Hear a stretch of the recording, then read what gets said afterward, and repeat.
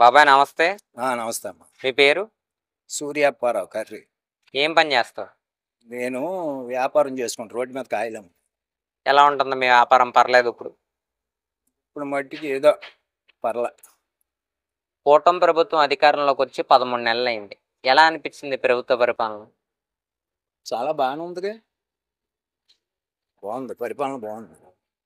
అంటే మీరు ఒక రోడ్డు పక్కన బండి మీద అమ్ముకునే వ్యాపారస్తులు అంటున్నారు. ట్రాఫిక్ పోలీస్ వారు వచ్చి మిమ్మల్ని ఏమన్నా ఇబ్బంది పెడతాం కానీ అవేం లేదు. మీ యొక్క వ్యాపారాన్ని? మా వ్యాపారాలు ఎప్పుడు మామూలే కానీ ప్రభుత్వం బాగుంది. రోడ్లే వేస్తున్నారు. పోతే తల్లికి వందనం అందరు పిల్లలకి డబ్బులు వేస్తున్నారు. పెన్షన్ ఒకసారిగా 4,000 రూపాయలు పెన్షన్ ఇస్తున్నారు. ఏంటమ్మా అన్నీ బాగానే ఉన్నాయి. పోలవరం పూర్తవుతుంది, అమరావతి పూర్తవుతుంది. ఇంకా చాలా కార్యక్రమాలు, గ్యాస్ బండ్లు, ఫ్రీ గ్యాస్ బండ్లు అని ఇంకా ఇతర బోర్లు అయ్యో పథకాలు చాలా పెడుతున్నారు. బాగుంది, పరిపాలన బాగుంది. రోడ్లు కూడా బాగుంటున్నాయి.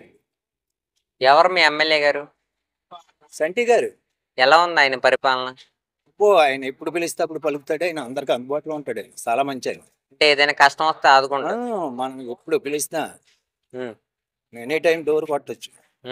బాగుంది, ఆయన అందుబాటులోనే ఉంటాడు. ఇప్పుడు చంద్రబాబు గారు అమరావతి రాజధాని డెవలప్ చేస్తారంటారు ఈ 5 సంవత్సరాల్లో.